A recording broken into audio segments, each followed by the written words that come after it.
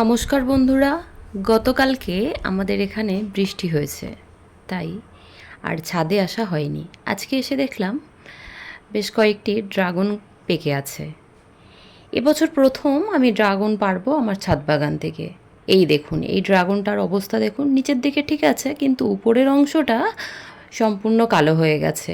কারণ যে সময়ে ছোট ফল ছিল সেই সময় শিলা বৃষ্টির জন্য এই অবস্থা। এদিকেও বেশ কয়েকটি ড্রাগন আছে, নতুন নতুন ফুল আসা শুরু হয়েছে। আর প্রত্যেকটি গাছ না, এই যে গরমের মধ্যে একটা খারাপ অবস্থা ছিল, তো এখন এই এক পশলা বৃষ্টি হওয়ার পরে গাছগুলো কিন্তু অনেকটা ফ্রেশ হয়ে গেছে।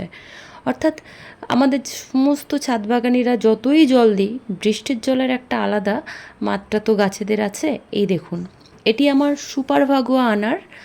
তো আগেও দুটো তিনটে ফল পেয়েছিলাম আগের বার, নতুন বসিয়েছিলাম যখন। তো ফলগুলোর সাইজটা অনেক বড় হয়েছিল। এবছর এটা এখনও বাড়ছে।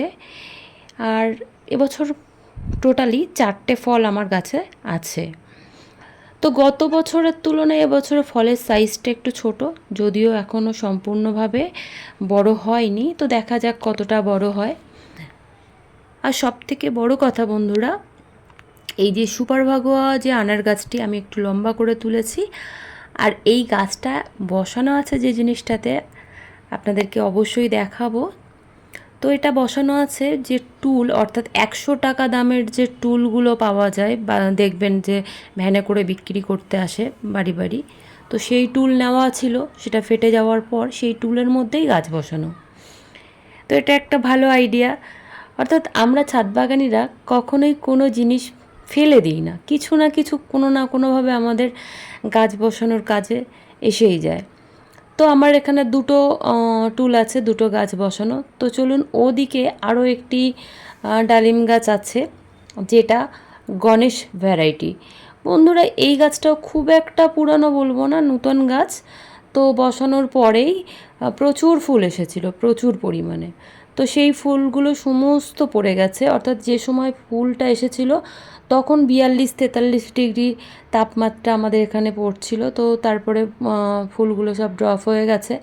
আর এখন দেখলাম এখানে একটা গুটি সেট হয়ে গেছে, আর নিচের দিকে আরও একটা সেট হওয়ার মুখে আছে। আশা করছি সেটাও মনে হয় থাকবে। তো প্রচুর পরিমাণে ফুল আসছে, দেখা যাক। যেহেতু গাছটা ছোট, একটা থাকলেও যথেষ্ট। মানে এটা আপনা আপনি আছে, আমি নতুন করে কোনো রকম কোনো পলিনেশন করিনি বা কিছু করিনি। আর প্রচুর পরিমাণে ফুল আসছে। এই যে গণেশ ভ্যারাইটির গাছটিও খুব কম দামে নিয়ে এসেছিলাম। সম্ভবত গাছটা আমার কাছ থেকে 40 টাকা বা 50 টাকা নিয়েছিল। তো তাই একদম ছোট একটা গাছ, ছোট্ট একটা গ্রো ব্যাগের মধ্যে বসানো ছিল। তো গাছটা সত্যিই ভালো, আমার তো মনে হয় ভালো, জানি না ডালিমের টেস্টটা কেমন হবে। আর আগে যেটা সুপার ভাগোয়া আনার যেটা দেখালাম বন্ধুরা, ওর কিন্তু দানাটা যথেষ্ট শক্ত, কিন্তু মিষ্টি খুব, যথেষ্ট মিষ্টি, কিন্তু দানাটা খুবই শক্ত। আর এখানে যেটা হয়েছে, এখানে এই যে বেলফুল গাছটা দেখতে পাচ্ছেন, এই বেলফুল গাছটার ফুলগুলো দেখুন বন্ধুরা কত বড় সাইজের হয়। এখানে যে বৃষ্টি হওয়ার জন্য না হঠাৎ করে গাছগুলো বেড়ে গেছে। এখানে দেখুন আমার একই টবের মধ্যে 2 কালারের এই অপরাজিতা ফুল লাগানো আছে, দুটি দানা থেকে গাছ করা। এই গাছগুলো হঠাৎ করে অনেক বেশি বড় হয়ে গিয়েছে। এইগুলোকে আমি পিঞ্চিং করে করে একটা বুশি আকার দেব, আমার আগেও ছিল।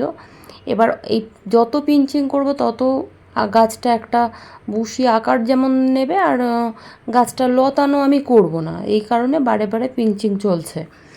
তারপরেও ফুল হচ্ছে কম বেশি, দেখতে বেশ ভালোই লাগছে। আর অপরাজিতা কিন্তু ভীষণ একটা সুন্দর গাছ। তো অল্প পরিচর্যায় যেমন হয় আমার ছাদ বাগানে, সবথেকে বড় কথা হলো দুটো একসঙ্গে যখন বসানো হয়, দুটো কালার আরও বেশি সুন্দর লাগে। এখানে বেশ কয়েকটা কুমড়োর দানা বসিয়ে দিয়েছিলাম ডাঁটা শাক খাওয়ার জন্যে। তো সেগুলো ছোট ছোটোই ছিল, হঠাৎ করে বৃষ্টির জল পেয়ে বেড়ে উঠেছে। আর বন্ধুরা, আমরা ছাদ বাগানে তো বিভিন্ন গাছ করি, সবথেকে কম পরিচর্যার ফুলের গাছ একটি হলো, সেটা হলো এই নাকচাপা গাছ কত পরিমাণে ফুল এসেছে দেখুন, একদম ছোট্ট একটা ড্রামের মধ্যে বসানো আছে, একটা কৌটোর মধ্যে বসানো আছে বলা যেতে পারে। এখানে খুব সুন্দরভাবে নতুন নতুন করে এই শাক বসিয়েছিলাম, কলমি শাক, সেটাও খুব সুন্দরভাবে হয়েছে। একটা দুটো বার যখন কাটা হবে এই গাছগুলো কিন্তু অনেক বেশি ঝাঁকড়া হয়ে যাবে এবং দেখতেও সুন্দর হবে, আর তার সঙ্গে সঙ্গে প্রচুর পরিমাণে শাক খাওয়া যাবে। তো বন্ধুরা, আমার এই যে বাগান যারা দেখছেন তাদের কেমন লাগছে অবশ্যই কিন্তু কমেন্ট করে জানাতে ভুলবেন না। আর নতুন বন্ধু হয়ে থাকলে অবশ্যই চ্যানেলের পাশে থাকবেন, চ্যানেলটিকে সাবস্ক্রাইব করবেন এবং আমাকে অবশ্যই অল্প হলেও পাশে রাখার চেষ্টা করবেন। তো আজকের মতো এখানেই শেষ করছি, দেখা হবে নতুন কোনো ভিডিওতে আমার ছাদ বাগান নিয়ে। আর এগুলো রজনীগন্ধা গাছ বসিয়েছিলাম, তো সেগুলো খুব সুন্দরভাবে হয়েছে। আশা করছি খুব তাড়াতাড়ি এখান থেকে স্টিক আমরা পাবো, অবশ্যই শেয়ার করব। তো বন্ধুরা, অবশ্যই অবশ্যই চ্যানেলটিকে সাবস্ক্রাইব করে পাশে থাকার অনুরোধ রইল। দেখা হবে নতুন কোনো ভিডিওতে, আবার নতুন কোনো গাছ নিয়ে। তো আজকের মতো সকলকে টাটা।